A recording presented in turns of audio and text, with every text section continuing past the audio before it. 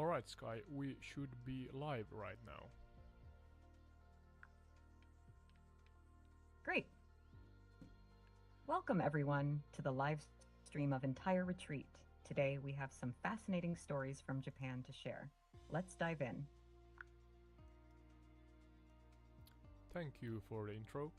Yeah, everybody, welcome to the Entire Retreat podcast, video or gameplay series, or video or gameplay podcast series to be more precise. And as Sky here already said, we are going to Japan today. Sky, do you care to share the two stories we are going to dive into today?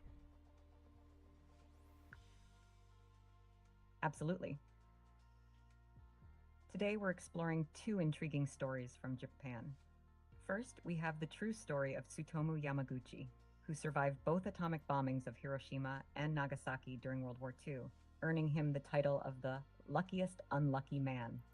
Second, we'll delve into the fictional tale of the mysterious alleyway in Tokyo, known as Yugen no Roji, which is said to lead to a parallel world where people can find solutions to their deepest problems.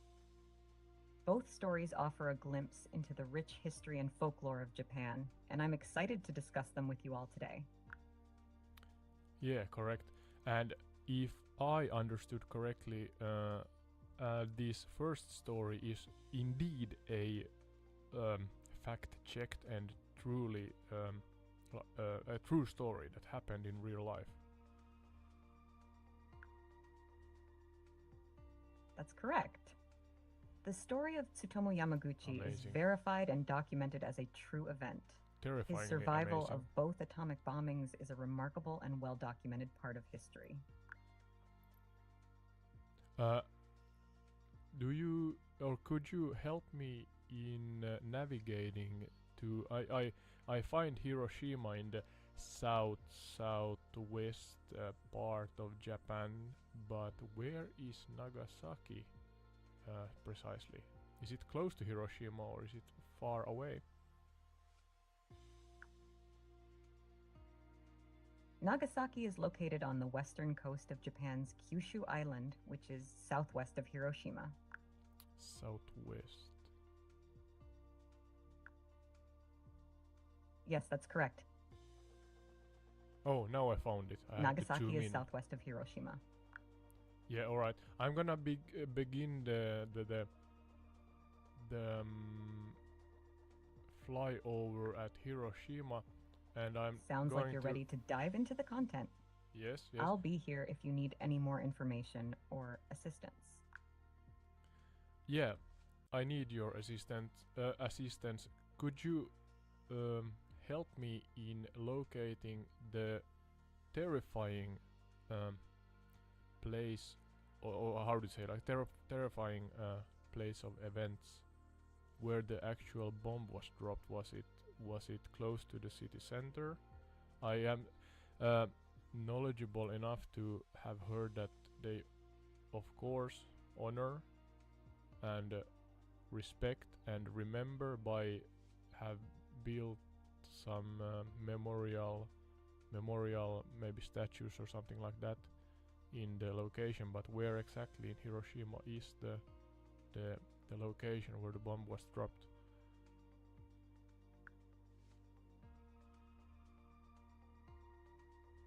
The atomic bomb was dropped on Hiroshima on August 6, 1945, during World War II. The specific location where the bomb detonated was in the city center, almost directly above the Shima Surgical Clinic, which was located in the Shima Hospital building. This area is now known as the Hiroshima Peace Memorial Park. Within the park, you can find the Genbaku Dome, also known as the Hiroshima Peace Memorial, which is one of the few buildings that remain standing near the bomb's hypocenter. The Genbaku Dome serves as a stark reminder of the devastation caused by the atomic bomb and is now a UNESCO World Heritage Site.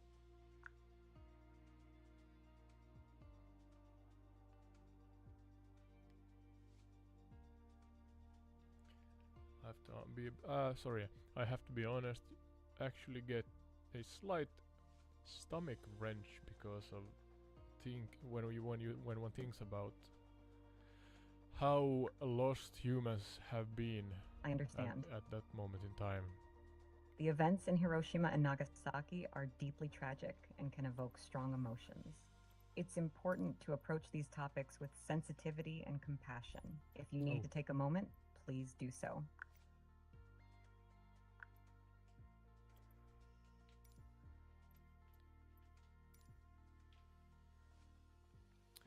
Yeah, now we are loading into the general area where the terrifying events took place. But let's not be too sad about. Yeah, of course we are sad about it and remember those who lost their life there. But trying to keep the podcast adventurous and full of information, and Sky here are helping us with the. Absolutely.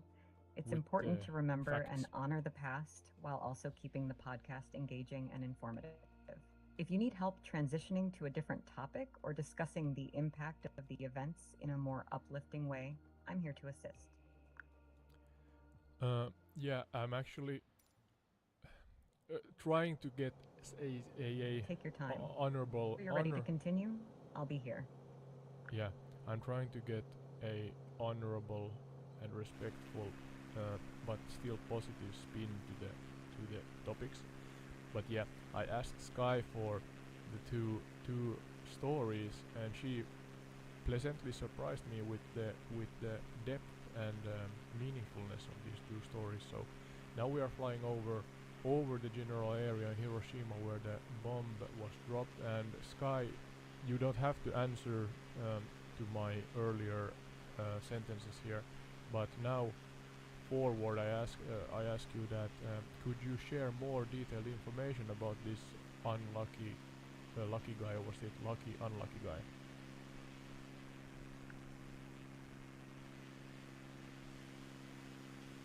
Absolutely. I can provide more details about Tsutomu Yamaguchi, the luckiest unlucky man.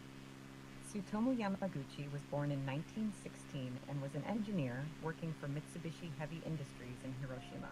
On August 6, 1945, he was in Hiroshima on a business trip when the atomic bomb, codenamed Little Boy, was dropped on the city by the United States. Yamaguchi was about 3 kilometers, 1.9 miles, away from the hypocenter when the bomb detonated. Despite being badly burned and temporarily blinded by the blast, he managed to survive and spent the night in an air raid shelter in Hiroshima. The next day, on August 7th, Yamaguchi returned to his hometown of Nagasaki, which was also his workplace, to seek medical treatment and be with his family. On August 9th, while Yamaguchi was recounting his experience in Hiroshima to his supervisor in Nagasaki, the second atomic bomb, Fat Man, was dropped on Nagasaki. Once again, Yamaguchi survived the blast, even though he was less than 3 kilometers, 1.9 miles away from the hypocenter. Despite being injured again, he survived and lived until 2010, passing away at the age of 93. Yamaguchi became known as the only person officially recognized by the Japanese government as having survived both atomic bombings. Yamaguchi's story is a testament to the resilience of the human spirit and a reminder of the devastating impact of nuclear weapons. His experiences highlight the horrors of war and the importance of peace and reconciliation. I'm partially speechless because of the story, but it's understandable to feel overwhelmed by such a powerful and tragic story.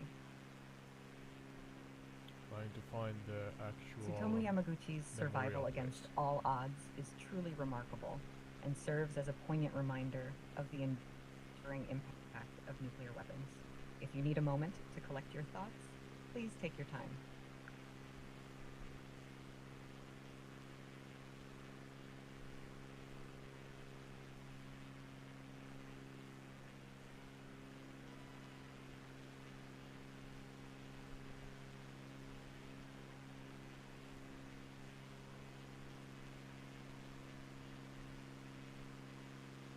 Yeah, sorry for being quiet.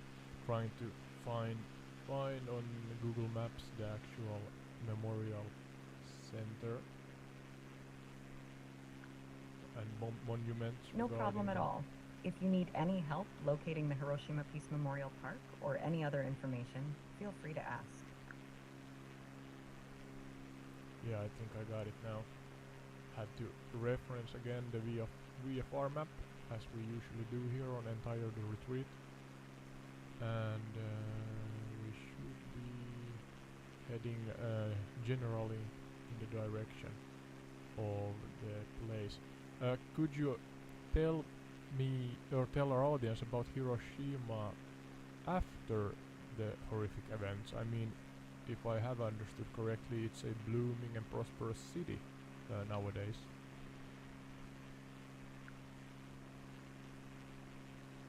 Absolutely. Despite the devastation caused by the atomic bombing, Hiroshima has indeed transformed into a vibrant and prosperous city. After the war, Hiroshima embarked on a remarkable journey of recovery and rebuilding. The city's remarkable resilience and determination to create a peaceful and prosperous future have made it a symbol of peace and hope for people around the world. Today, Hiroshima is a modern city with a thriving economy, rich cultural heritage, and a strong commitment to peace and nuclear disarmament.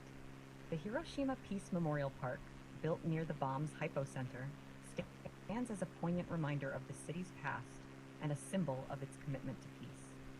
The park includes the Genbaku Dome, which is a UNESCO World Heritage Site, as well as numerous memorials and monuments dedicated to the victims of the atomic bombing. Hiroshima's transformation from a city devastated by war to a beacon of peace and reconciliation is a testament to the resilience and spirit of its people. The city serves as a powerful reminder of the importance of peace, reconciliation, and the pursuit of a better future for all. Absolutely. DALL-E is a neural network-based AI model developed by OpenAI that generates images from textual descriptions. It is capable of creating unique... Okay, no idea why Sky went there. But yeah, sometimes she mishears me. And I can't blame her, my English is not the best. But yep, still doing podcast here and trying my best. But yeah, back to the memorial place. I'm actually trying to find it here on the map. See if the game renders it properly. Referencing to Google just to see if there's some similarities.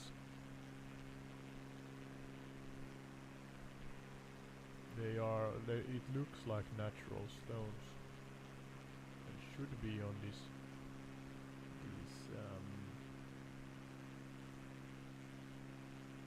I'm not sure what to call them, semi-island of Hiroshima.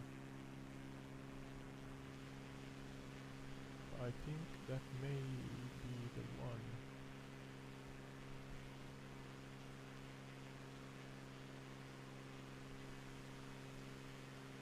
Yeah, not sure. Sometimes the game has amazing renderings close to real life, but sometimes it's really rudimentary, or often it's really rudimentary. I was hoping that a large city like Hiroshima would have more specific details, but nevertheless, I kind of want to know more and celebrate this guy who lived through the both bombings. So let's see if we can get more detailed information about him. I'm gonna refresh my mind about the man. What was his name?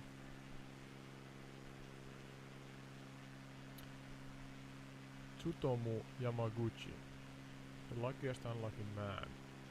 He was born in 1916, an engineer for Mitsubishi Heavy Industries in Hiroshima,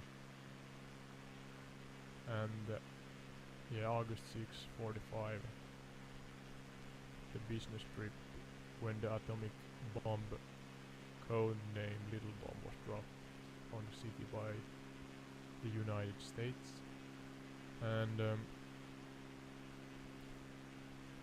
this was Hiroshima, so about 3 kilometers, 1.9 miles away from the hypocenter. I assume that's the most center location where the bomb was dropped and exploded. And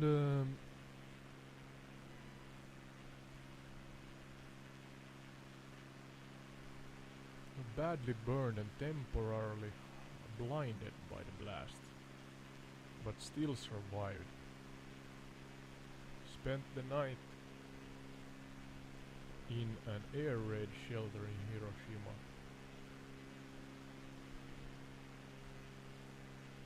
The next day, so one day after, if you heard that bang, I believe that's a cat. One of our cats doing something they shouldn't do, but I can't go and look right now. But yeah, I assume everything's alright with them. No worries. They do it all the time. So, but yeah, back to the story. The next day, so temporarily blindment was maybe over, at least partially. He returned to his hometown of Nagasaki. I'm almost swearing here, sorry. But absolutely, I mean luckiest, unluckiest, lucky. However you look at the chain of events, but he went to his hometown, and yeah, as we now know, the bomb was dropped there also. So that was also a workplace in Nagasaki. And there he seeked medical treatment and of course wanted to be with his family. Oh my, that's holy. Yeah, I'm dreading to ask Sky about if his family survived it, even though he survived, but yeah, let's see. So he had work also there, but he went to seek medical treatment and be with his family, and on August 9th, so 3 days later,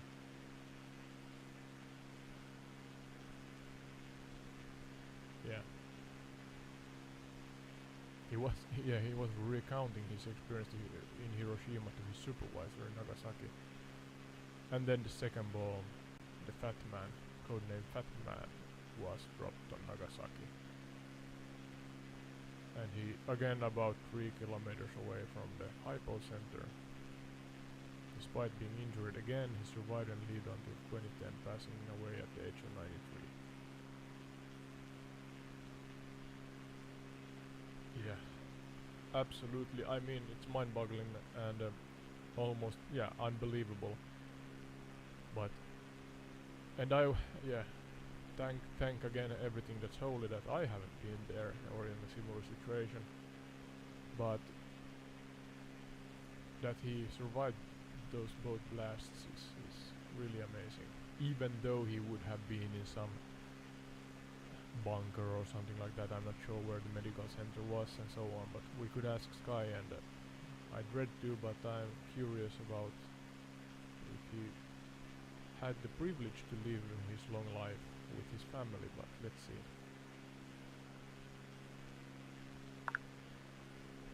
Yeah, Sky, can you hear me? Yes, I can hear you. How can I assist you today? Back regarding You're welcome. If you need anything else, just let me know. No, I'm wondering again regarding the man who lived even though he was in the both of those bombs. Do you know what I'm speaking of? Ciao. How can I assist you further? Sky, regarding the Japanese man who, according to the story, survived both the bombings in Hiroshima and Nagasaki. Do you know if his family survived the bombings and could he live with them through his long life?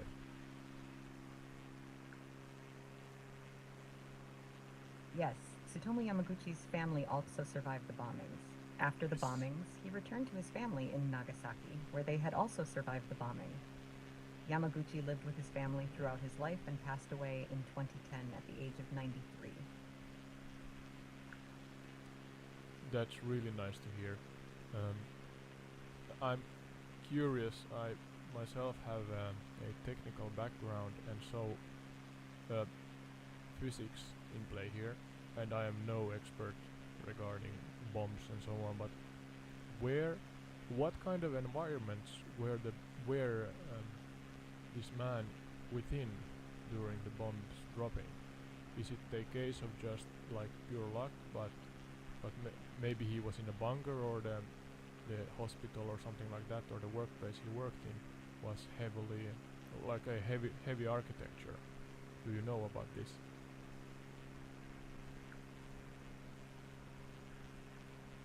Yes, Tsutomu Yamaguchi's experiences can indeed be attributed to a combination of luck and circumstance. During the bombing of Hiroshima, Yamaguchi was on a business trip for Mitsubishi Heavy Industries and was in the city for work. He was about 3 kilometers, 1.9 miles, away from the hypocenter of the bomb blast, which was relatively far considering the scale of the explosion. Despite being severely burned and temporarily blinded by the blast, Yamaguchi survived. After the Hiroshima bombing, Yamaguchi returned to his hometown of Nagasaki, where he worked and lived with his family. He was recounting his experiences in Hiroshima to his supervisor on August 9, 1945, when the second atomic bomb was dropped on Nagasaki.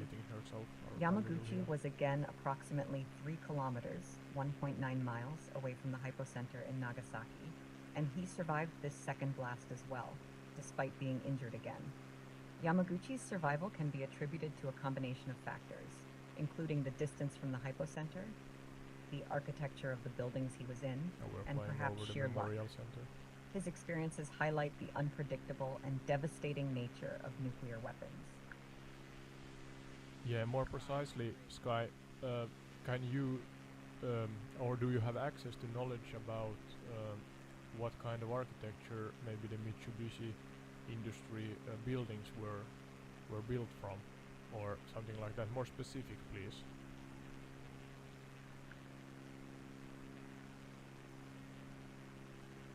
I don't have specific details about the architecture of the Mitsubishi Heavy Industries building where Tsutomu Yamaguchi was located during the bombings. However, it's likely that the building, being an industrial facility, was constructed with sturdy materials that may have provided some degree of protection from the blast and radiation compared to lighter structures.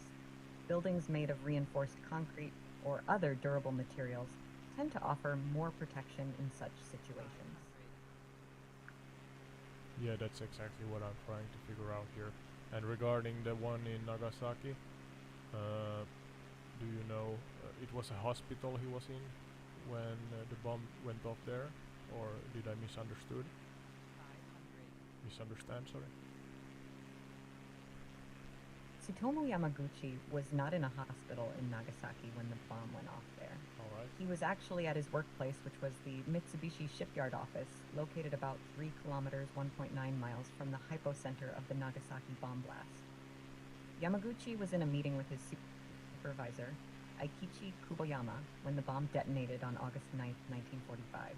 Despite being injured in the blast, both Yamaguchi and Kuboyama survived. Alright.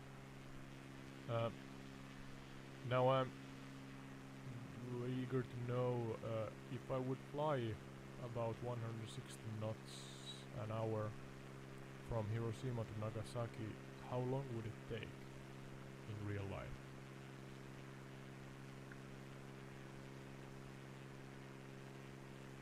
To calculate the approximate flight time from Hiroshima to Nagasaki at a speed of 160 knots, about 296 kilometers per hour or 184 miles per hour, we can use the distance between the two cities, which is approximately 300 kilometers, 186 miles by air. So an hour? At a so. speed of 160 knots, it would take approximately 1 hour and 40 minutes to fly from Hiroshima to Nagasaki in real life. Alright, I'm gonna actually then load into the game again at Nagasaki because it's gonna take too long in the podcast. Sounds like a plan. Yeah, alright. Have a great flight, and if you need any more information or assistance, feel free to ask. Yeah, before I move on to Nagasaki, Sky, could you tell me more about the post-war Hiroshima and what is the most prevalent, let's say, I'm not sure if the right phrase, but like futures and what are the city known for nowadays?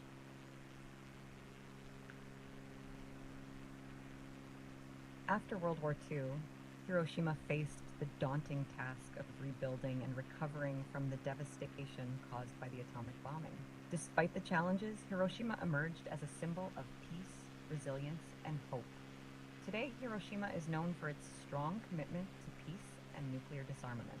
The city is home to the Hiroshima Peace Memorial Park, which includes the Genbaku Dome, atomic bomb, a UNESCO World Heritage Site that stands as a stark reminder of the atomic bombing and a symbol of Hiroshima's commitment to peace. Again, repeating Hiroshima myself is slightly. also known for its vibrant culture, rich history, and beautiful natural scenery. The city is home to numerous museums, galleries, and cultural attractions, including the Hiroshima Peace Memorial Museum, which provides a detailed history of the atomic bombing and its aftermath. In addition to its cultural and historical significance, Hiroshima is also known for its delicious food, including Hiroshima-style okonomiyaki, a savory pancake, oysters, and other local specialties. The city's peace-focused message, combined with its resilience and cultural richness, make Hiroshima a truly unique and inspiring destination. Yeah, I'm wondering, could you kind of follow a breadcrumb trail or so, or a butterfly effect trail that happened, or let's say it started from the one man surviving the both blasts and or from the bombings themselves, that what kind of events took place in chronological order and up until this current day?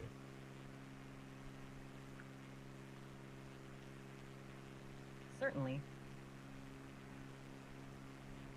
The survival of Tsutomu Yamaguchi from both atomic bombings and the events surrounding the bombings themselves had a significant impact on history and led to several notable developments. Here is a chronological overview of some key events. 1.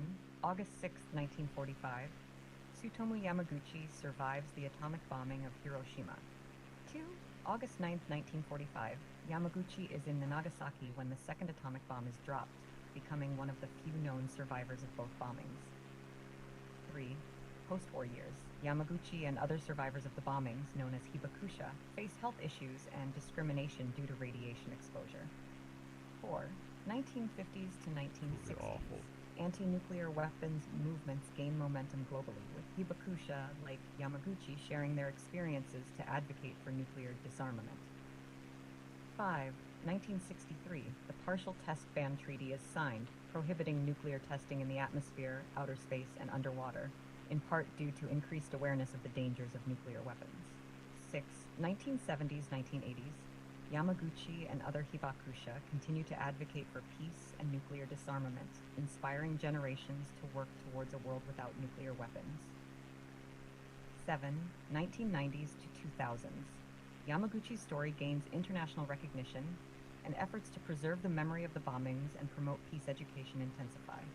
8. 2010, Tsutomu Yamaguchi passes away at the age of 93, leaving behind a legacy of resilience, peace advocacy, and a reminder of the human cost of nuclear weapons. 9. Present day, Hiroshima and Nagasaki are vibrant cities that serve as symbols of peace, with ongoing efforts to promote peace education, nuclear disarmament, and the prevention of nuclear proliferation. These events highlight the lasting impact of the atomic bombings and the efforts of survivors like Tsutomu Yamaguchi to ensure that such tragedies are never repeated. Alright, I have to repeat this to myself. It was quite a comprehensive information package here from Sky. Trying to fly at the same time. Don't look at your phone and fly at the same time. People, remember that. Remember that. That's important. Or drive and play Pokemon Go. And yeah, I'm not blaming Pokemon Go here, so please don't take this off YouTube, but it's a nice game. But do not drive when you play it. The app says so itself. But yeah, back to the information. 45, yeah, the boat bombs. That we have covered already. And may he rest in peace. Tsutomu Yamaguchi. Hopefully I don't butcher your name. But then, post-war years, he and other survivors, yeah, of course, not of course, but sadly, they face health issues, yeah, and discrimination due to radiation exposure. People are scared. I was about to say I could imagine, but no, I cannot imagine. The let's say general feeling in a city after a terrifying event like that. So the little I can maybe imagine about the reality back then is horrible enough, but people naturally are scared and try to take care of themselves and their own, and as Sky here told us, they prospered from that eventually. But yeah, there have surely been a span of time that the city has been borderline chaotic, let's say. But yeah, after this post-war period of health issues and discrimination, it led to the 50s and 60s and an anti-nuclear weapon movement. It gained momentum globally with Hibakusha. Hibakusha, was that the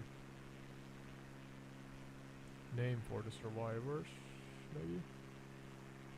Yeah, the Hibakusha. Where's the part where I left? Yeah, the Hibakusha, like Yamaguchi himself, shared their experience to advocate for nuclear disarmament. Yeah. Something I dare to say most of us, if not all of us, would like to be fulfilled. Yeah, and 1963, the partial test ban treaty is signed, prohibiting nuclear testing in the atmosphere, outer space and underwater, in part due to increased awareness of the danger of the nuclear weapon. I got a thought about the new movie. Nolan, I believe, Christopher Nolan. Can't actually remember the name. I have a family member that is really, what's the word? Eager for me to look at the movie, but I have not done it yet. Someday. But yeah, back to the points. 70s and 80s, Yamaguchi and other Hibakusha, or survivors, continue to advocate for peace and nuclear disarmament, inspiring the generations to work towards a world of without nuclear weapons. So they have done, we are talking decades here, decades of work from the Hibakusha the nuclear bomb survivors. So we have to thank them and be grateful that the world is as good as it is right now. Yeah, and I not fully understand, but I am aware of that saying, as good as it is yeah, easy for me to say. I am born in the late 80s in Finland, and yeah, we have it relatively good here, so I hope you understand what I mean, because I'm aware of that different places in the world do not have it equally good. So yeah, the tone is I noticed that the tone is a little yeah, it's respectful, honorable, and even sad here, but the topic is also hopefully we find a positive spin here, and we find because of Yamaguchi and the Hibakusha, they have made the world a better place, and they preserve the memory of the bombings and promote peace, and education regarding the horrible events. 2010, as I said, rest in peace. He died or passed away and lived a long life, hopefully a balanced and a nice long life, and left a legacy of resilience, peace advocacy, and a reminder of the human cost of nuclear weapons. And the city itself is vibrant. Yeah, and are a let's say a symbol, at least partially. They want the world to remember the events, and therefore also keep nuclear weapons at bay, or at as much as it is possible, of course. But yeah,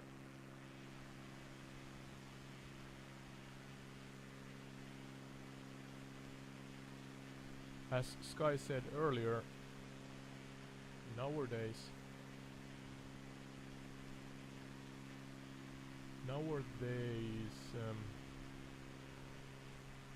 on top of being a strong commitment to peace and nuclear disarmament,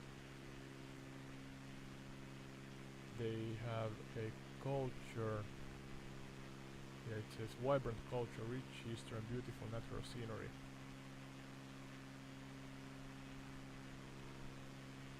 They have a lot of museums, galleries, and cultural attractions, including the Hiroshima Peace Memorial Museum, which provides a detailed history of the atomic bombing and its aftermath. They have delicious food, and so on. Me, as a practical human being, want to ask a point from Sky. I mean, if you travel there, and regarding the fallout, so can you hear me, Sky? If you were to travel to Hiroshima and Nagasaki today, you would find vibrant cities with thriving economies, rich cultural heritage, and a strong commitment to peace. Both cities have undergone extensive reconstruction and development since the end of World War II, and are now bustling metropolises with modern infrastructure and amenities. In terms of the fallout from the atomic bombings, both cities have worked tirelessly to address the long-term effects of radiation exposure on survivors and their descendants. The Hibakusha, or atomic bomb survivors, continue to receive medical care and support from the Japanese government, and efforts to educate the public about the dangers of nuclear weapons and promote peace remain ongoing. Visitors to Hiroshima and Nagasaki can learn about the history of the atomic bombings at various museums and memorials, including the Hiroshima Peace Memorial Museum and the Nagasaki Atomic Bomb Museum. These sites serve as powerful reminders of the devastating impact of nuclear weapons and the importance of working towards a world free of nuclear threats. Overall, Hiroshima and Nagasaki have transformed from the sites of unimaginable destruction into symbols of resilience, peace, and hope. And visiting these cities can be a powerful and moving experience. Yeah, I was about to ask you regarding the fallout. I'm, let's say, a practical guy, and if I would like to travel to Hiroshima or Nagasaki, is there any danger of the fallout and radiation being present in the current day because of the bombs that happened in, was it 1945?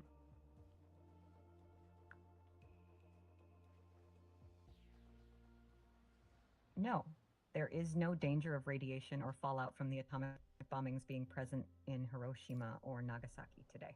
Both cities have undergone extensive decontamination efforts since the bombings, and radiation levels in the affected areas are now within safe limits. The Japanese government has also implemented strict monitoring and safety measures to ensure the well-being of residents and visitors. Visitors to Hiroshima and Nagasaki can explore the cities and visit the memorials and museums without any risk of radiation exposure.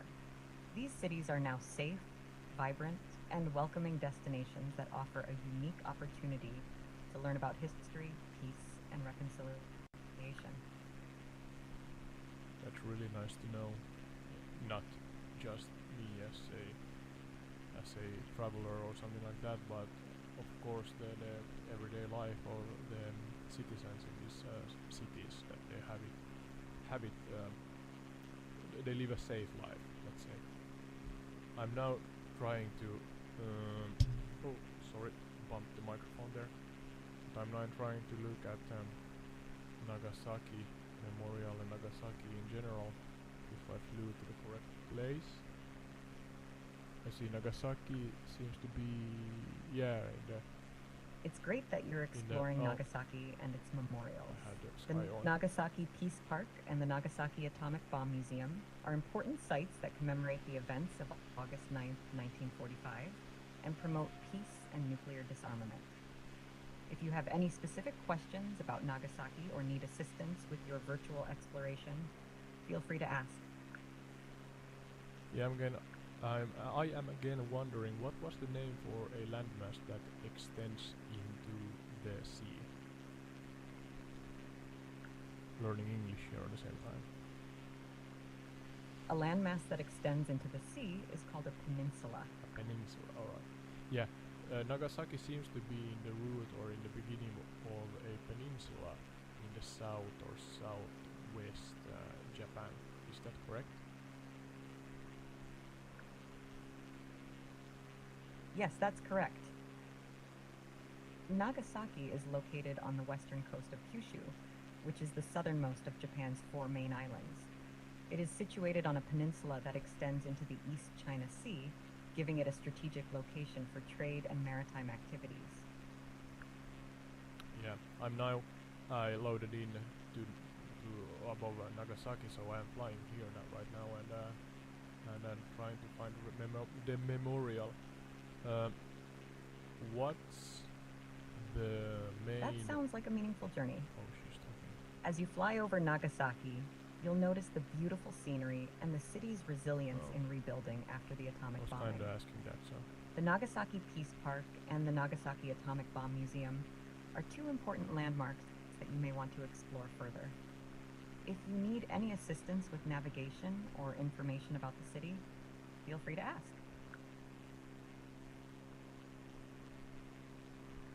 Yeah, I'm now flying somewhere where I believe it to be where the memorials Enjoy your flight are. over Nagasaki. If you have any questions or need assistance during your journey, feel free to ask. I have to quiet her down now, talking over me, but yeah, trying to find the memorial and honor the memorial here in Nagasaki also. Maybe it's actually this one.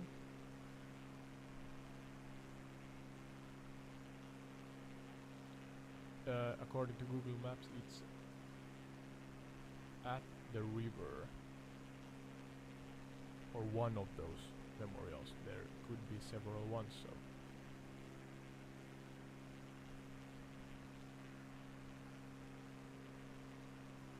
Sky, is it correct for me to assume that, not assume, but I looked at Google Maps and are the memorials somewhere close to the river in Nagasaki? Yes, that's correct.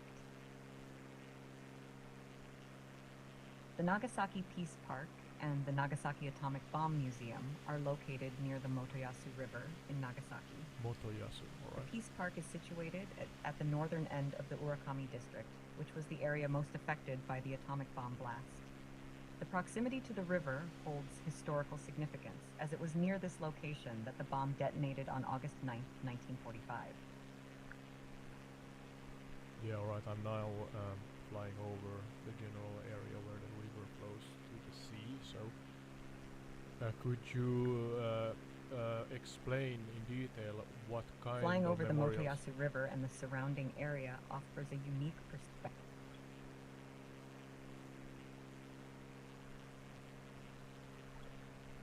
Trying to get Sky to work with me here.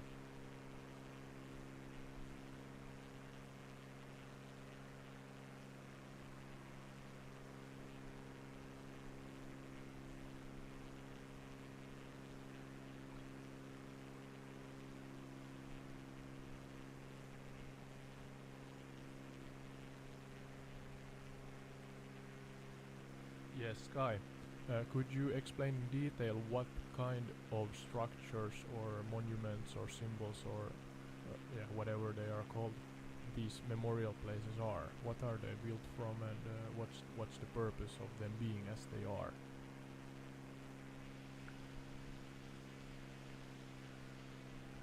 The Nagasaki Peace Park and the Nagasaki Atomic Bomb Museum are important memorials dedicated to the victims of the atomic bombing of Nagasaki and to promoting peace and nuclear disarmament. Here is a detailed description of each. 1. Nagasaki Peace Park. The Peace Park is located near the hypocenter of the atomic bomb blast and serves as a symbol of peace and reconciliation. It features several monuments and structures, including Peace Statue, a towering statue that symbolizes the wish for world peace. The statue's right hand points to the threat of nuclear weapons, while the left hand symbolizes eternal peace. Fountain of Peace, a fountain with a flame that burns continuously as a symbol of hope for a world without nuclear weapons. Memorial Statue for the Korean Victims, a statue dedicated to the Korean victims of the atomic bombing, highlighting the international impact of nuclear weapons. Monuments and memorials. Various monuments and memorials dedicated to the victims of the bombing, including the Children's Peace Monument, which honors the many children who died as a result of the bombing. 2. Nagasaki Atomic Bomb Museum. The museum provides a detailed history of the atomic bombing of Nagasaki and its aftermath. It features exhibits that showcase the impact of the bombing on the city and its residents, including artifacts, photographs, and personal stories. The museum's purpose is to educate visitors about the horrors of nuclear weapons and to promote peace and nuclear disarmament. Both the Peace Park and the Atomic Bomb Museum are constructed from durable materials such as concrete and steel, reflecting the resilience of the city and its people. They serve as powerful reminders of the devastating impact of nuclear weapons and the importance of working towards a world free of nuclear threats.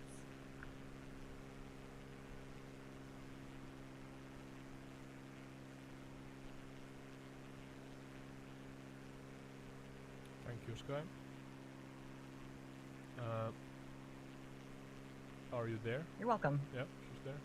If you have any more questions or if there's anything else I can help you with, feel free to ask.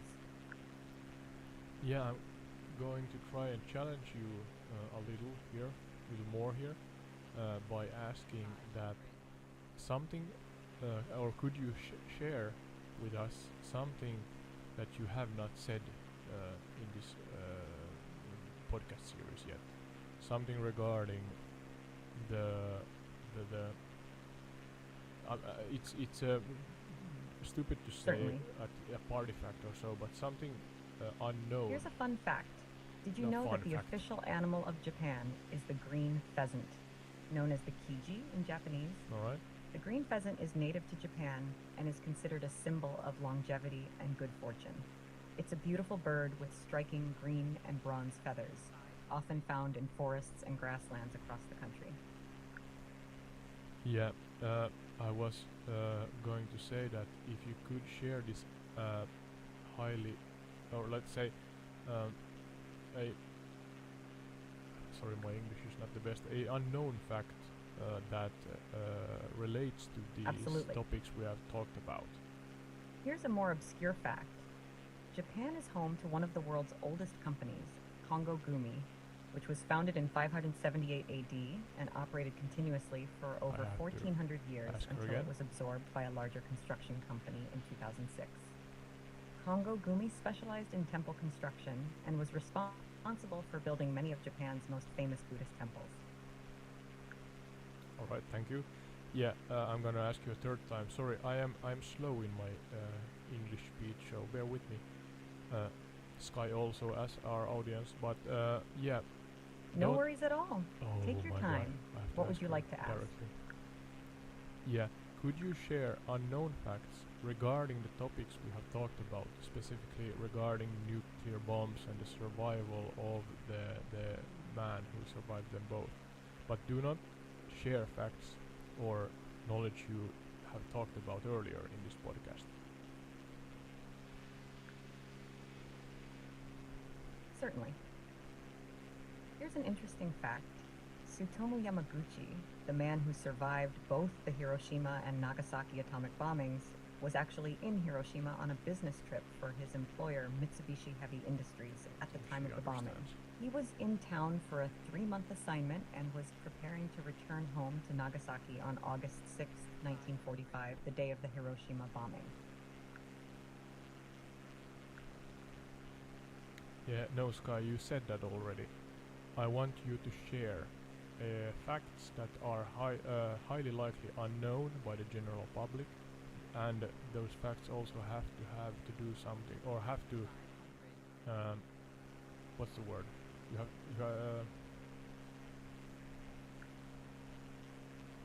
Got it. have to have. Here's a lesser-known fact.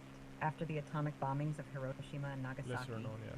the United States conducted a series of nuclear tests known as Operation Crossroads at Bikini Atoll in the Marshall Islands. These tests included the detonation of 2 nuclear bombs, one of which was dropped from an airplane and the other was detonated underwater. The tests were conducted to study the effects of nuclear weapons on ships and other naval targets. However, the tests also had devastating consequences for the local population and environment, leading to widespread radioactive contamination of the atoll and nearby islands. Yeah, now you understood me, even though I stutter with my English here. But yeah, facts, unknown facts regarding the topics of Hiroshima, Nagasaki and the nuclear devastation that happened here.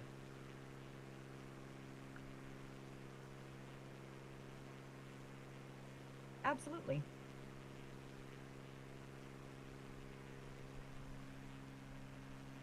Here's an intriguing fact. The atomic bombing of Hiroshima and Nagasaki not only caused immediate devastation, but also had long-lasting effects on the survivors, known as hibakusha. One such effect is the phenomenon of black rain, which occurred after the bombings. This black rain was caused by the condensation of radioactive particles in the atmosphere, which then fell to the ground in the form of black-colored raindrops. The black rain contaminated the area and exposed people to additional radiation, leading to health issues for many survivors. The black rain phenomenon is a stark reminder of the far-reaching consequences of nuclear weapons. Yeah, an awful fact, but you did it according to the rules. But do you have anything other to share regarding these horrible events that you have not mentioned earlier?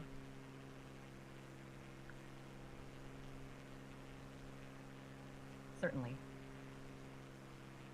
Here's another lesser-known fact. In the aftermath of the atomic bombings of Hiroshima and Nagasaki, A group of American scientists known as the Atomic Bomb Casualty Commission, ABCC, was established to study the effects of radiation on the survivors. The ABCC conducted extensive research on the Hibakusha, collecting data on their health and monitoring the long-term effects of radiation exposure. This research has been instrumental in advancing our understanding of the health effects of nuclear weapons and has contributed to the development of radiation safety standards. All right. Anything else you want to share? I mean, these all are reminders of that. Yeah, stop everything regarding nuclear weapons, essentially. All right, there's energy, maybe some energy source advancements and so on that I do not know of, but as a weapon, no, please don't.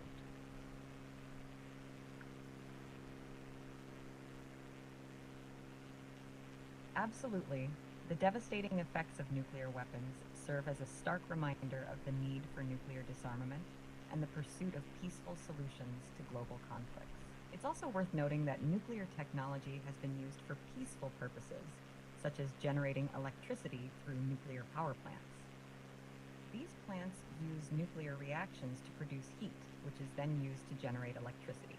While nuclear power has its own set of challenges, such as nuclear waste disposal and the risk of accidents, it is considered a cleaner alternative to fossil fuels and has the potential to play a role in reducing greenhouse gas emissions.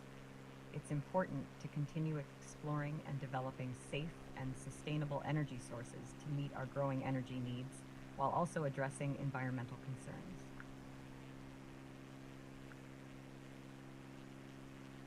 You're welcome. If you have any more questions or if That's funny.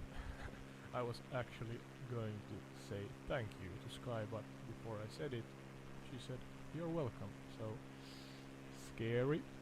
AI is reading my mind, so yeah. Maybe that's enough of the bombings in Hiroshima and Nagasaki. And now, was it in Tokyo? The I have to ask Sky. I can't remember the alley or what was it? The fictional part, the fictional story that I asked of her. It.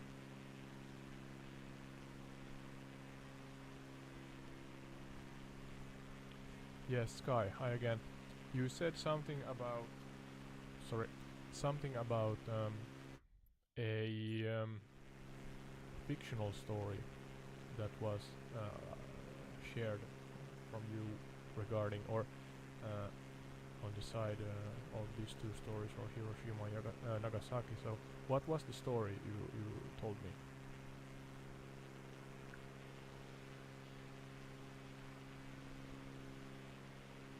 The fictional story I shared was about a mysterious alleyway in Tokyo called Yugen no Roji, which is said to lead to a parallel world. This story is purely fictional and is not based on any real events. It's a creative and imaginative tale that adds an element of fantasy to the discussion of historical events related to Hiroshima and Nagasaki.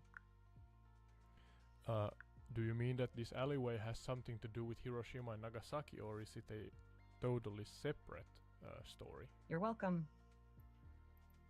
If you have any more questions or if there's anything else you'd like to know, feel free to ask.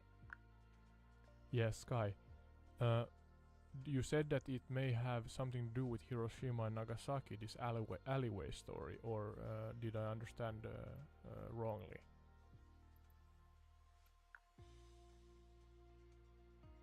That's correct. The fictional story of Yugen no Roji, the mysterious alleyway in Tokyo that leads to a parallel world, is not directly related to the events of Hiroshima and Nagasaki. Yeah, However, it adds a unique and imaginative element to the discussion of historical events, providing a different perspective and allowing for creative exploration of the topic. Yeah, could you repeat the name and how do you spell it?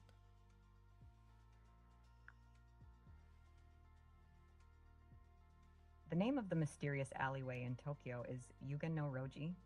It is spelled in Japanese characters as Yuenonduti. Yeah, just to make it a little easier, could you spell it in English? Certainly. The name Yugen no Roji can be spelled in English as Yugen no Roji.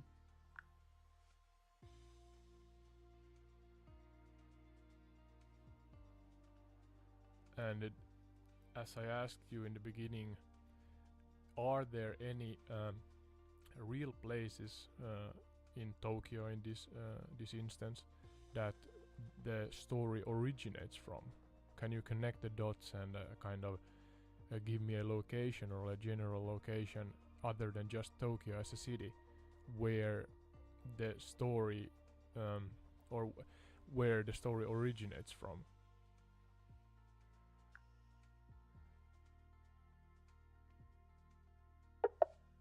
Sorry, I'm having issues right now.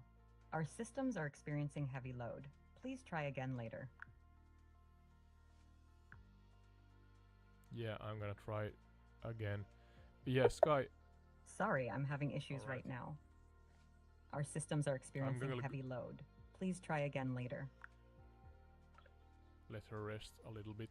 I'm gonna try to Google it, but I am not sure how to spell it, so.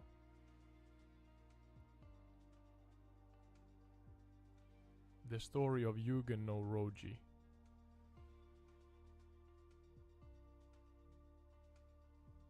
Yeah, that didn't work. Trying to speak with Google now.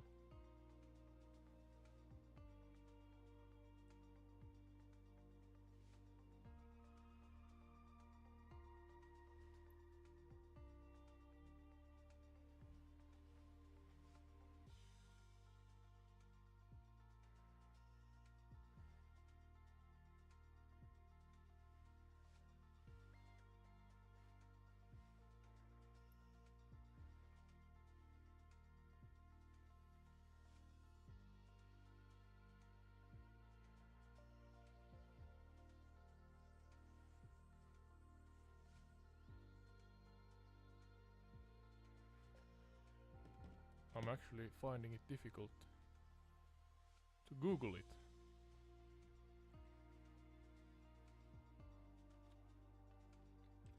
Yes, Sky, could you give me a real life location that the Yugen no Roji tales or story originates from in Japan?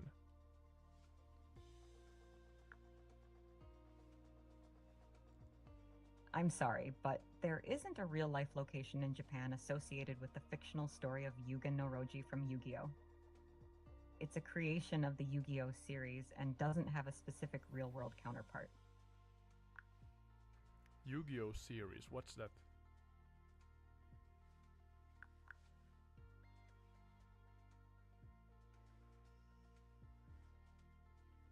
Poor connection quality. Let's see. Yu-Gi-Oh! Series. Sky, what series is that? And Sure, let's check the connection quality. Huh? You said Yu-Gi-Oh! Series regarding Yugen no Roji, the mysterious alleyway. What connection is between these two? I'm not familiar with this term. I apologize for the confusion. There is no direct connection between the Yu-Gi-Oh! Series and the fictional story of Yugen no Roji that I mentioned earlier. The term Yu-Gi-Oh! Is a popular Japanese manga and anime series about a boy who solves puzzles and plays a trading card game called Duel Monsters.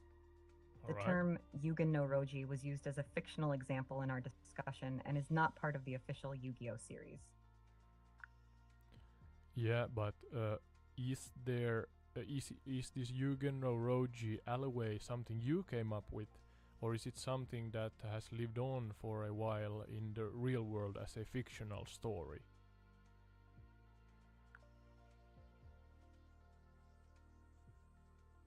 The term Yugen no Roji was used as a fictional example in our discussion and is not a widely known or established story in the real world. It was created for the purpose of our conversation to add an imaginative element to the discussion of historical events related to Hiroshima and Nagasaki. Alright, then you misunderstood. Could you come up with a No, sorry, do not come up with a story. Tell If about you have any more questions, Come or on. if there's anything else you'd like to discuss, feel free to ask. Yes, Kai. Listen to my sentence to end before you interrupt me. But yeah, come up with a story that is from the real world but is fictional and has happened in Japan somewhere near Hiroshima and Nagasaki.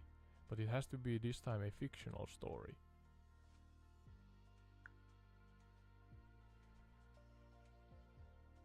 Certainly. Here's a fictional story set in Japan near Hiroshima and Nagasaki. In a small village nestled between the cities of Hiroshima and Nagasaki, there was a legend of a mystical pond known as Kiwami no Mizu, or the water of ultimate purity. It was said that this pond had the power to heal any ailment or injury, and those who bathed in its waters would be granted eternal youth. Many travelers sought out the pond, hoping to cure their illnesses or gain immortality. One day, a young woman named Emiko, who had lost her family to the bombings of Hiroshima and Nagasaki,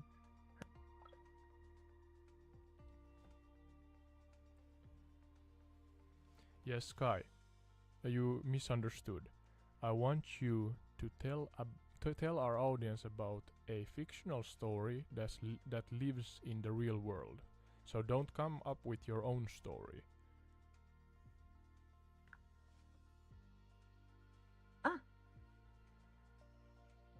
Here's a fictional story set in Japan.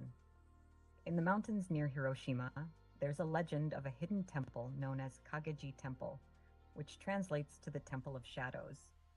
According to the legend, the temple only appears to those who are lost and seeking guidance. The story goes that a young man named Takeshi, devastated by the loss of his family in the bombings of Hiroshima, wandered into the mountains in search of meaning and solace.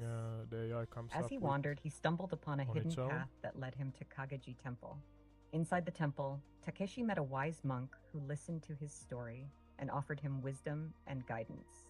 The monk told Takeshi that the shadows in life are as important as the light, and that even in the darkest of times, there is hope and purpose.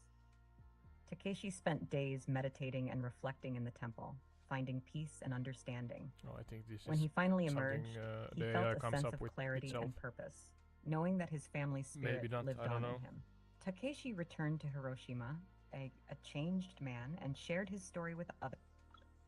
I'm sorry if that is a real story, but I'm trying to get Sky here to share a story from the real Japanese folklore or something like that. Let's see if we manage to do that. It's the last part of this series and I want to get it right, but let's try again.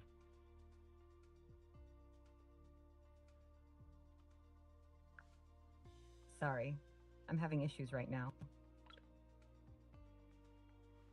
You and me both. Yeah, Sky, you misunderstood Got it. again. Listen. Come. Here's a fictional story that could No. exist in the real world. Could exist. No.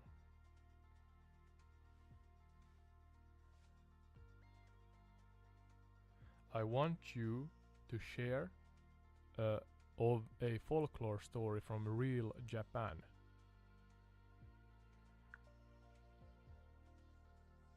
Certainly. Here's a Japanese folklore story. The Tale of Momotaro is a popular Japanese folklore story about a boy who is born from a peach. One day, an old woman discovers a giant peach floating down the river. She brings the peach home, and her husband opens it, finding a baby boy inside. They name him Momotaro, which means peach boy.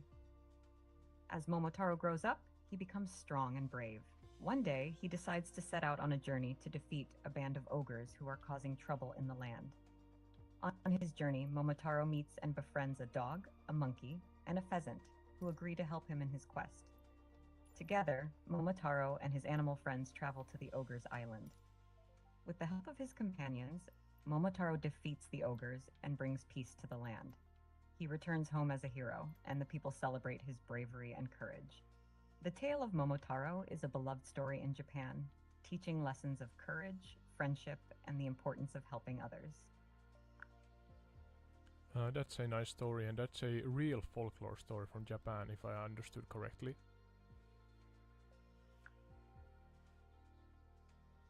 Yes, that's correct. The Tale of Momotaro is a well-known and beloved folklore story from Japan. It's a story that has been passed down through generations and is still enjoyed by many people today. Alright, are there any real-life location in Japan that is relatable or connected to this story? Is the story originating from, let's say, North or South Japan or something like that? Could you be specific as you can?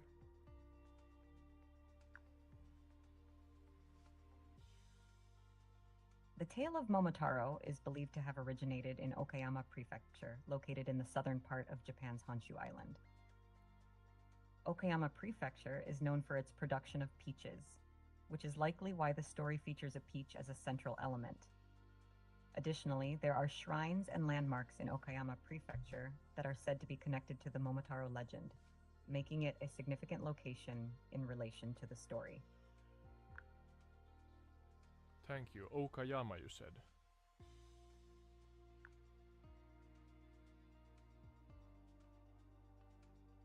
You're welcome.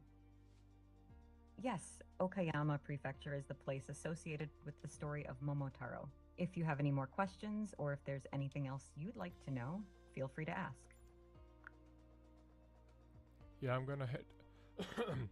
Sorry. I'm gonna head to Okayama right now. All right, if you have any more questions or need further information, feel free to ask.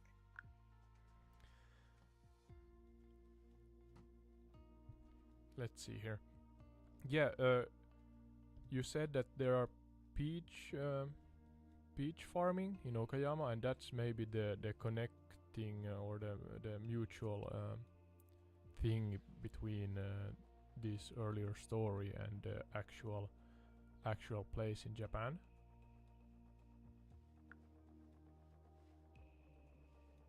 That's correct. Okayama is known for its peach farming, and this connection likely influenced the story of Momotaro, where a peach plays a central role in the tale. It's fascinating how folklore often reflects the local culture and environment of a region.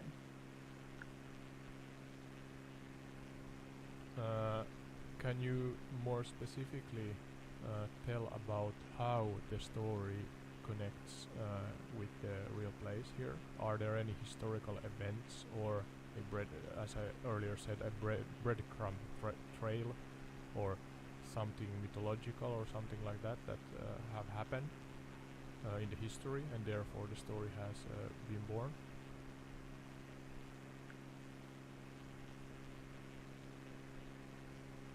The connection between the story of Momotaro and Okayama Prefecture is deeply rooted in local folklore and history.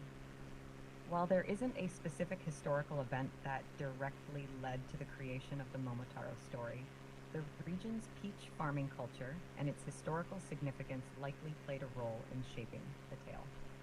Okayama Prefecture's fertile soil and favorable climate make it ideal for growing peaches, which has been a prominent industry in the region for centuries. The peach, being a symbol of longevity and good fortune in Japanese culture, is often associated with myths and legends. Additionally, Okayama Prefecture has a rich history and is home to many historical sites and landmarks, including Okayama Castle and Korakuen Garden, which are often depicted in artworks and stories. These elements of culture and history likely influence the development of the Momotaro legend, making it a cherished part of Okayama's cultural heritage.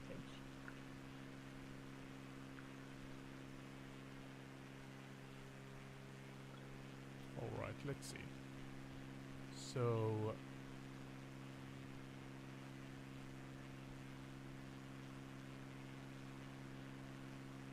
Momotaro and Okayama Prefecture, yeah? And according to AI Sky here, the Momotaro story is deeply rooted in local folklore and history. Well, this is just no specific event that directly led to the creation of Momotaro, but but the peach farming culture and its historical significance likely played a role in shaping the tale. There's a fertile soil here and a favorable climate. As we see, at least the live weather in the game has more clouds here surrounding the mountaintops.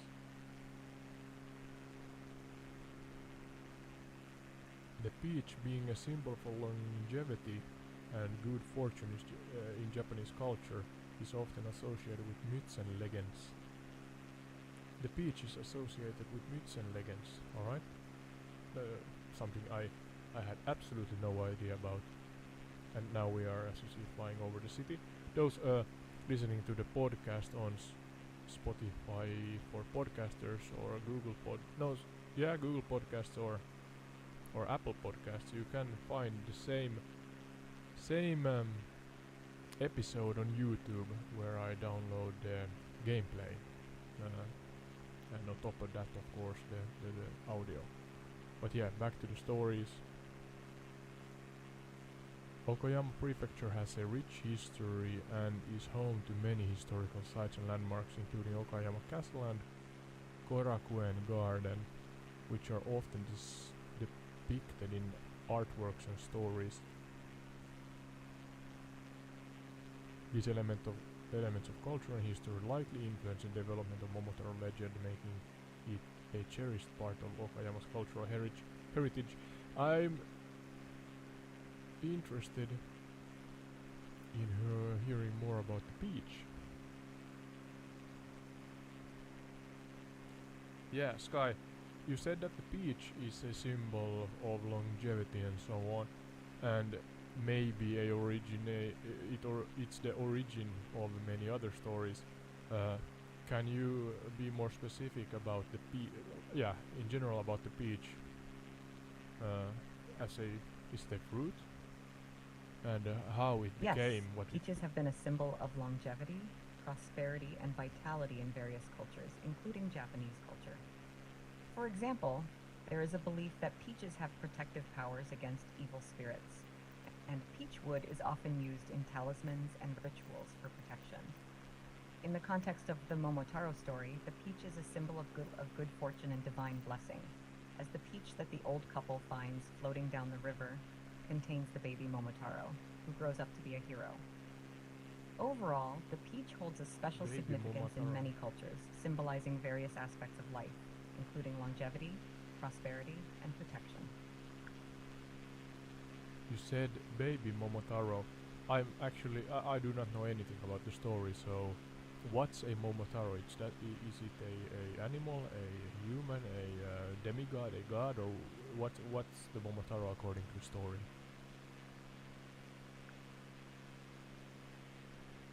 Momotaro is a character in Japanese folklore who is known as Peach Boy. According to the story, Momotaro is a boy who is born from a giant peach that is found floating down a river by an elderly couple. When the couple opens the peach, they find a baby boy inside, whom they name Momotaro. Momotaro grows up to be a strong and brave young man who decides to go on a journey to defeat a band of ogres who are causing trouble in the land. Along the way, Momotaro befriends a dog, a monkey, and a pheasant who agree to help him in his quest. Together, Momotaro and his animal companions travel to the ogres' island, where they defeat the ogres and bring peace to the land. Momotaro returns home as a hero, and the people celebrate his bravery and courage. In the story, Momotaro is depicted as a courageous and virtuous character who uses his strength and intelligence to overcome obstacles and help others. He is often seen as a symbol of perseverance, bravery, and the triumph of good over evil.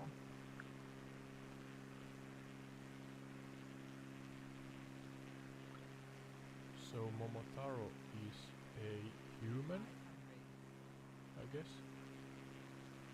born from... Yes, grows up, peach boy, born from the peach, and grows up to be a strong and brave young man.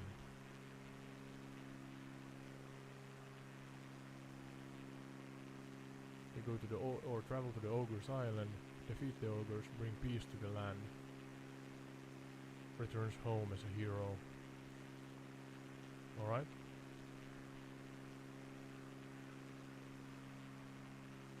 Sky, why was the ogres the bad guys, so to say, in the story?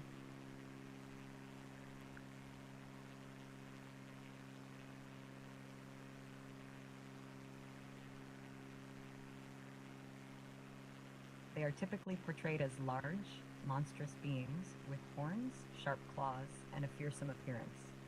Ogres are said Are to they dwell bad in remote because of mountains that? and forests, where they terrorize humans She's and cause generally mischief. explaining. In the story of Momotaro, No. the ogres are portrayed as villains who are causing trouble and chaos in the land. They are depicted as fierce warriors who are a threat to the safety and well-being of the people. Momotaro's quest to defeat the ogres is seen as a noble and heroic act, as he is protecting his community from harm and restoring peace to the land.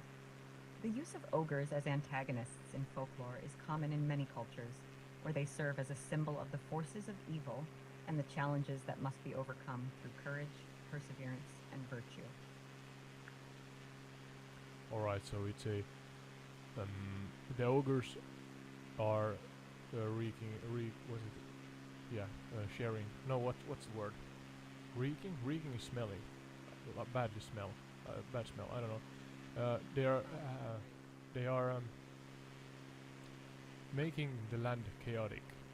I'm not sure. My English is not the best, but Yes, in what the specific story, the ogres way? are depicted as malevolent beings who Malevolent, cause trouble and chaos, and their defeat by Momotaro is seen as a victory for good over evil.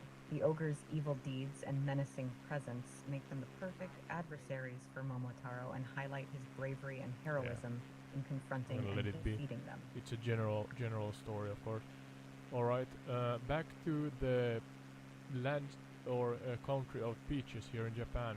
Forgot the name where the story originates from, but tell me more about the general area here. What other futures or things is this place known for other than peaches?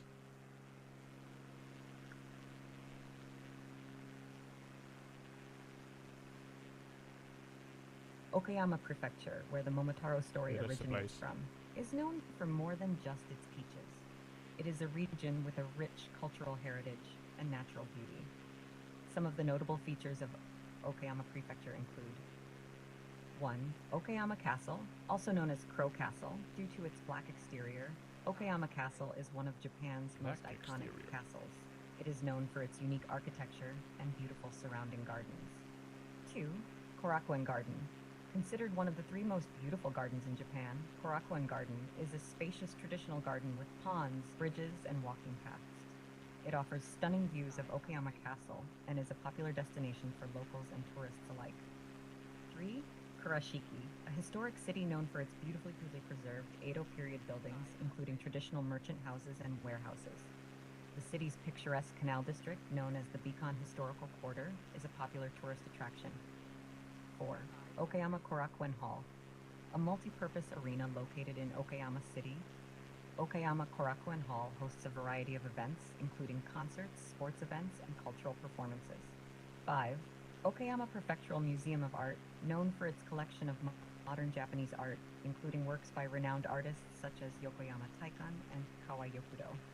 Overall, Okayama Prefecture is a region with a rich history, stunning natural landscapes, and a vibrant cultural scene, making it a fascinating destination for travelers interested in exploring Japan's diverse heritage. Maybe a stupid question, even though somebody said that there are no stupid questions. But what's a prefecture?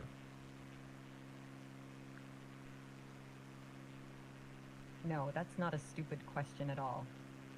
A prefecture is a geographical area in Japan that is similar to a state or province in other countries.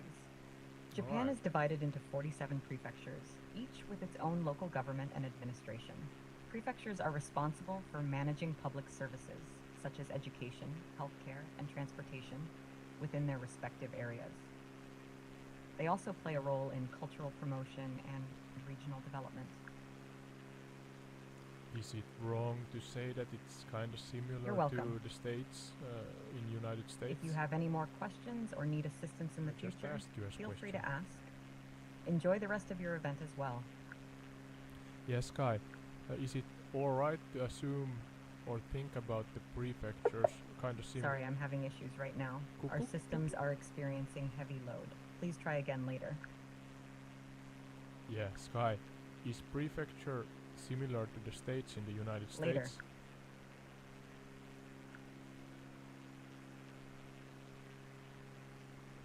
Later.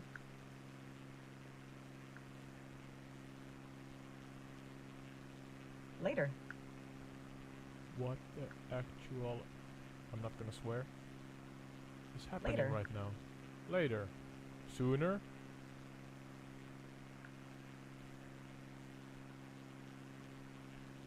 Sooner or later. Is this some kind of wordplay? Later, alligator. What is happening?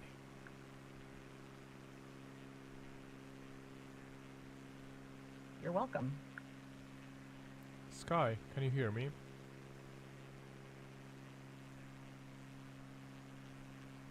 Sky? Great. Is there anything else you need help with? Yeah, I asked you, is it alright to assume that the states in the United States and the prefecture in Japan is kind of similar?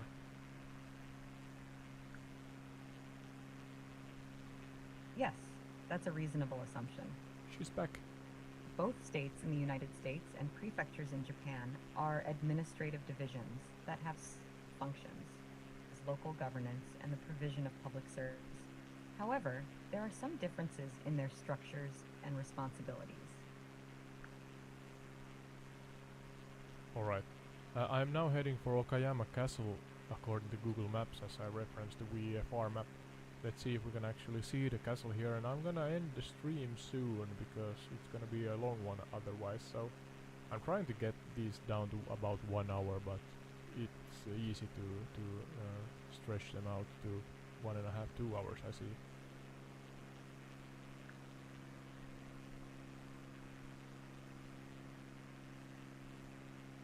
Sounds like a plan. I hope you have a great flight to Okayama Castle. If there's anything else you need, just let me know. Yeah, I would like you to share in more specific details about what Okayama Castle is, the castle, Crow Castle you said, and its history and rulers and events that happened there.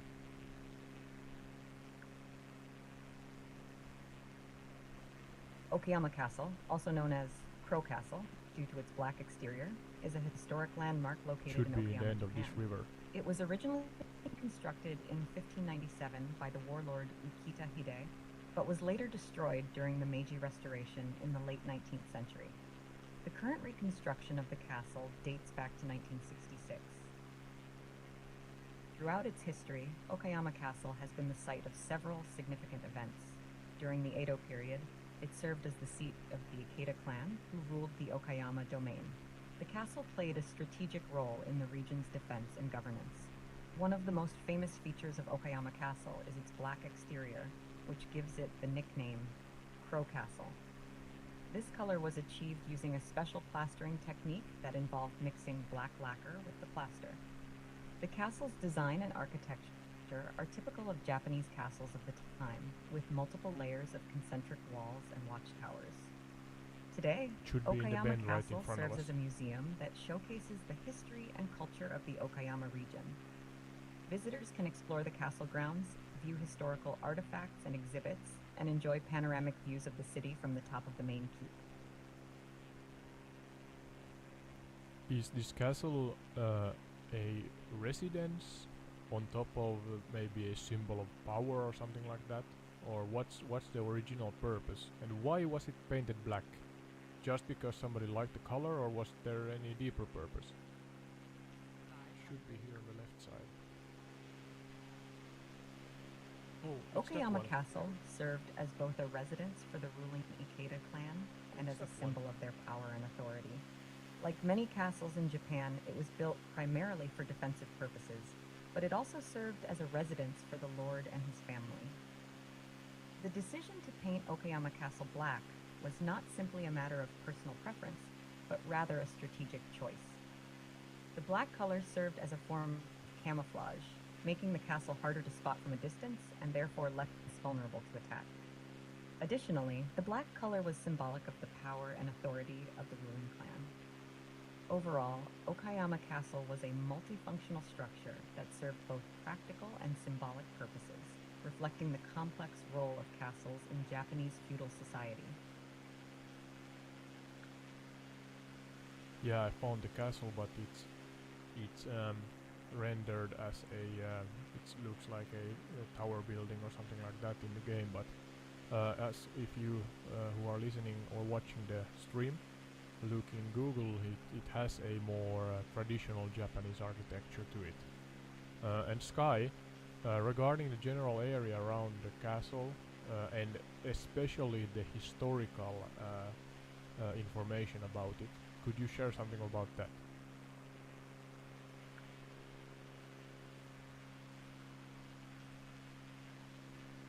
Okayama Castle, also known as Crow Castle, due to its black exterior, is a symbol of Okayama City's history and heritage. The castle was originally built in 1597 by the warlord Ikeda Hide, but was later destroyed during the Meiji Restoration in the late 19th century. She's repeating slightly. The current castle is a reconstruction that was completed in 1966. The castle's main keep features a striking black exterior, which is unusual among Japanese castles.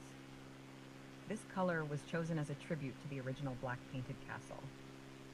Inside the castle, there is a museum that showcases the history of Okayama and the role of the castle in the region. The castle is surrounded by Korakuen Garden, one of the 3 great gardens of Japan. This garden dates back to the Edo period and features ponds, streams, and traditional tea houses, making it a popular destination for both locals and tourists. The area around Okayama Castle is steeped in history and offers visitors a glimpse into Japan's feudal past.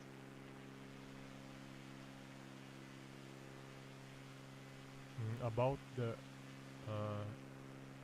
human who built the place, could you share information about him? Sorry, I'm having issues right now.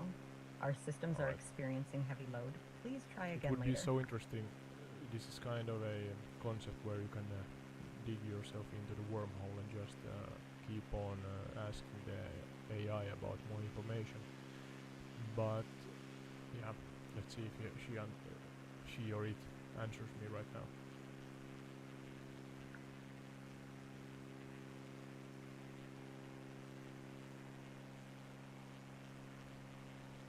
Yes, exploring historical sites like Okayama Castle can really open up a world of knowledge and intrigue. If you have any more questions or want to dive deeper into any topic, feel free to ask. I'm gonna put her on pause for a moment again. Her, it, I may be saying her a lot, but hey, it's kind of life or human life, so do not blame me for that. I'm trying to turn the plane here at the same time and look at the information we got from ChatGPT. Where's the served both. The Okayama Castle served both as a residence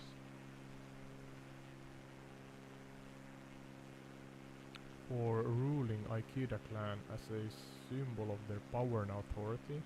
Like many castles in Japan, built primarily for defensive purposes, but it also served as a residence for the lord and his family.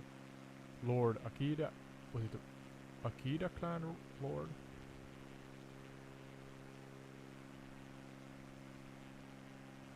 And strategic, yeah, the color was a strategic choice.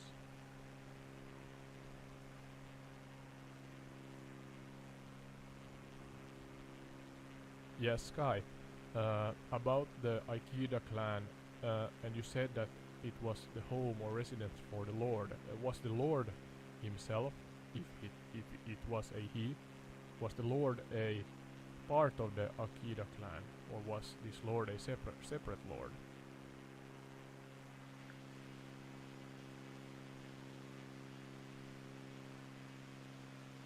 The Aikido clan was a powerful family that ruled over the Okayama domain, and the lord who resided in Okayama Castle would have been a member of this clan.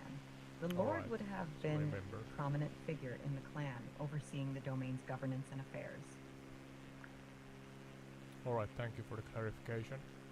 You said it was a powerful clan. Was it a nicely ruling clan? A one of those, or was it a ruling clan? A one who used force and so on?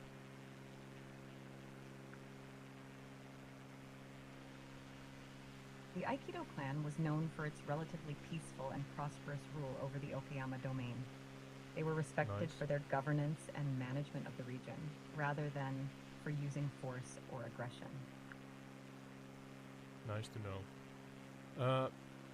Our time is up, and as we do here in Entire Retreat, I like to end the streams in a part that is called Mention Finland, my home country. And yeah, those who don't know, we have a light-hearted statement here in Finland, as Finland is a small country that seldom is shown in the world news. Then because of that, this statement says Suomi mainittu in Finnish. That sounds like a fun tradition. What's the light-hearted statement about Finland? Yeah, Suomi mainittu in Finnish is directly translated to Finland mentioned, or yeah, and because of that, I think the heritage comes from the ice hockey culture or something like that, and because Finland is a small country that seldom is mentioned in the worldwide news, so yeah, that's the origin of the light-hearted statement. And in this case, I would like you, Sky, you don't have to answer the earlier sentence I spoke, or errands I spoke, but from here on, Sky, could you find similarities between Finland and the topics we discussed today? And yeah, no, the topics are from horrible to more happy, but nevertheless, could you find some mentioned worthy similarities between the topics we spoke and between Finland in general?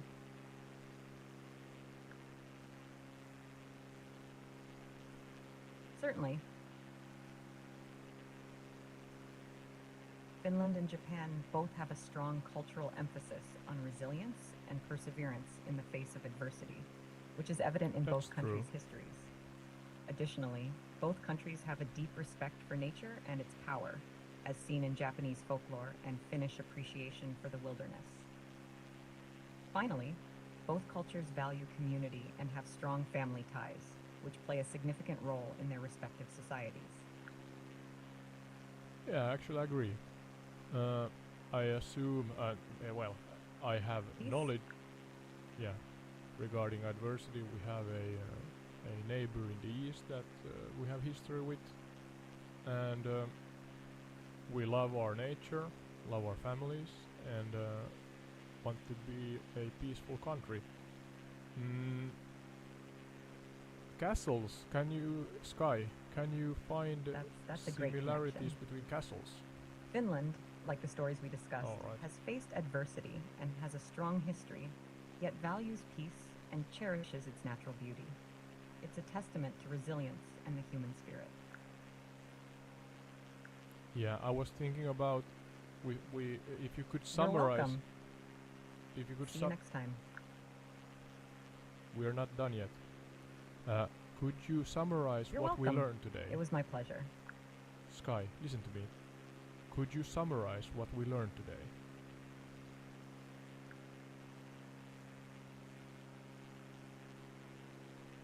Let's see how specific she are. Today, we explored the stories of Hiroshima and Nagasaki, focusing on a man who survived both atomic bombings and a fictional tale from Japan's folklore. We discussed the geography and history of Hiroshima and Nagasaki, their post-war recovery, and the memorials dedicated to the victims. We also touched on the symbolism of peaches in Japanese culture and the story of Momotaro. Finally, we learned about Okayama Castle and its historical significance. That's alright, you've done well. And now, I'm trying to land as I always do in the end of the stream, and I'm not sure the percentages, but beneath 20, I would guess. I'm just trying to find a location large enough so that I can entertain the idea of landing. Thank you, Otto. Thank you, Sky. It sounds like you had a very informative and engaging podcast episode. I'm glad I could be a part of it.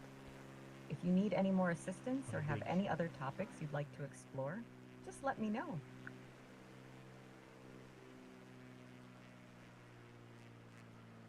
No, not on the bridge. Here's a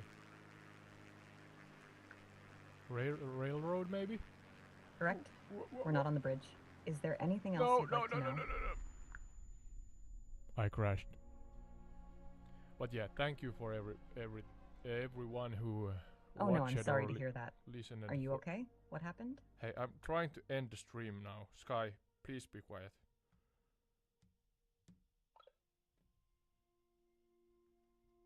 Yeah, now she's quiet. It. But yeah, thank you again for those who watched the stream. Tell your friends. Tell some strangers, but be safe. Never know what kind of personalities a stranger or strangers are. And see you in the next one.